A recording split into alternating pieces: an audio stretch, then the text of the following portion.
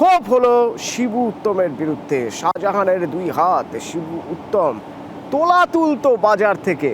কাপড়ের ব্যবসায়ী থেকে শুরু করে কোনো ব্যবসায়ী কোনো বিক্রেতাই বাদ যেত না। এমনকি রাস্তার ধারে গরিব মানুষ সবজি নিয়ে যদি বসেন তাকেও 5,000-এর উপরে তোলা দিতে হতো। শুনবেন, শুনুন। শিবুদার ওই অফিসে আমি প্রায় 2 লাখ টাকা পাবো। উত্তমবাবু, শিবুবাবু, সঞ্জু সিং, রঞ্জু সিং পয়সা চাওয়াতেই আমার কেস। পয়সা দেবো বলে 75,000 টাকা মাইনাস, কিন্তু পয়সা কিন্তু পাইনি আমি। পয়সা দেয়নি। লাস্টের দিন বলেছিল এখন ক্যাশ নেই, সকালে আসবে। সকালে যখন গেছি তখন বলছে তোরা বাচ্চু মণ্ডল, উনি বলছেন তোরা যা করছিস দোকানে ঝাঁপটা ফেলাবি না। থানায় অভিযোগ আমি জানি, আমি জানিও পাবো না। সবার কাছে, কারো কাছে 4 লাখ, কারো কাছে 5 লাখ।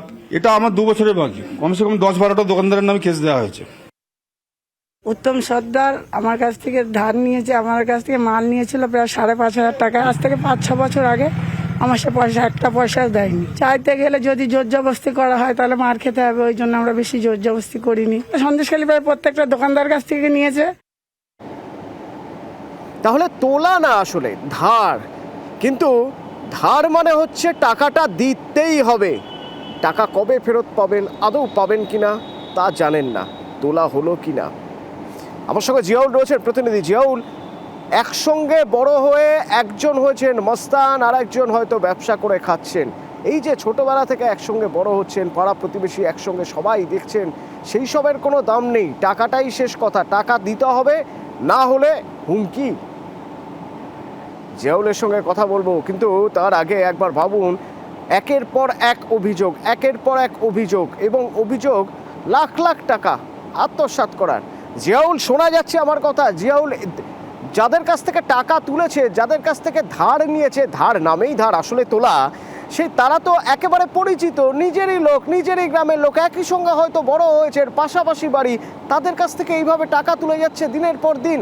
অবশ্যই তার কারণ এক ছোটবেলা থেকে একসঙ্গে বেড়ে ওঠা, একই পাড়ায় আড্ডা মারা, পরবর্তীকালে যে যার মতন আর কি পথে চলা। অর্থাৎ একদিকে এই উত্তম সর্দার, শিবপ্রসাদ হাজরা, তারা পলিটিক্যাল একটা ছত্রছায়ায় রয়েছেন, ফলে তাদের একটু প্রভাব এলাকায় বিস্তার করেছেন। এবং তার জন্যই এলাকার যে সমস্ত দোকানদার যারা ছোটবেলা থেকে তাদের সঙ্গে থাকতো, খেলতো, একসঙ্গে ব্যবসা করেছে, তাদের কাছ থেকে মিষ্টির দোকান, অর্থাৎ প্রায় 2 বছর ধরে মিষ্টি নেওয়া হয়েছে। সেই মিষ্টির দোকানে ধারা কত জানেন? প্রায় 2 লক্ষ টাকা।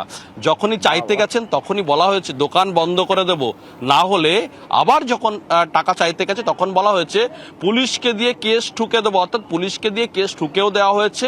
কেউ 1 সপ্তাহ, কেউ 15 দিন জেল খেটেছে। শুধুমাত্র মিষ্টির দোকান নয়, একটি মুরগির দোকান, ছোট মুরগির দোকান, সেই মুরগির দোকান চালিয়ে সংসার। তার কারণেই ছোট্ট একটা দ্বীপে সে মুরগির দোকান দিয়েছিল।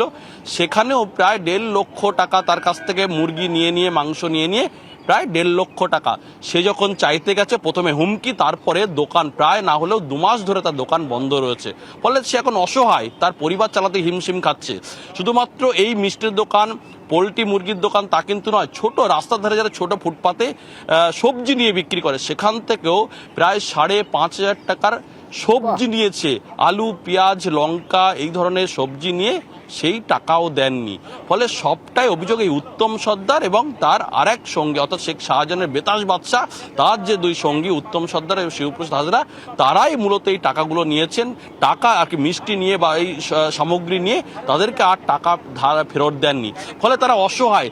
যখনই তারা প্রতিবাদ করেছেন, টাকা চাইতে গেছেন, তখন তাদেরকে হুমকি দেওয়া হয়েছে দোকান চাইতে বন্ধ। গেলে তো উল্টে জেলে ভরে দেওয়ার হুমকি, কাউকে জেলও খাটিয়েছে।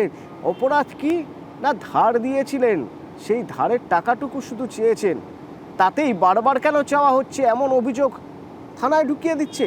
আর অভিযোগ কি, অভিযোগ কোন অভিযোগের ভিত্তিতে থানায় ঢুকিয়ে দেওয়া যায় কাউকে, লকআপে রাখা যায় কাউকে, সেসব প্রশ্ন তুলছেন আজ মানুষ।